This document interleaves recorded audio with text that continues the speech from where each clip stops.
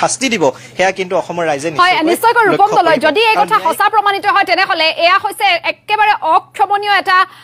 অপৰাধ এই কথা কেতিয়াও অসমৰ ৰাইজে ক্ষমা নকৰে সিদ্ধাৰ্থ শৰ্মা কেতিয়াও ক্ষমাযোগ্য নহয় কিন্তু আটাইতকৈ ডাঙৰ প্ৰশ্নটো এতিয়া ৰাইজে উত্থাপন কৰিছে শেখৰজ্যোতি গোস্বামীয়ে যদি সকলোবোৰ কথা গম পাইছিল সিদ্ধাৰ্থ শৰ্মাই জুবিন গাৰ্গক বিহপান কৰোৱাইছে বুলি যদি শেখৰজ্যোতিয়ে গম পাইছিল সেই সময়তে কিয় বাধা নিদিলে বা শেখৰজ্যোতি গোস্বামীয়ে যে এতিয়া মুখ খুলিছে এতিয়া যে সিদ্ধাৰ্থৰ গালৈ সকলো দুখ ঠেলি দি নিজক বচোৱাৰ চেষ্টা কৰিছে নেকি বা কাৰোবাৰ পৰচনাত পৰি কাৰোবাক বচাবলৈ চেষ্টা কৰিছে নেকি শেখৰজ্যোতি গোস্বামীয়ে এই প্ৰশ্নসমূহ কিন্তু এতিয়া ৰাইজৰ মনলৈ আহিছে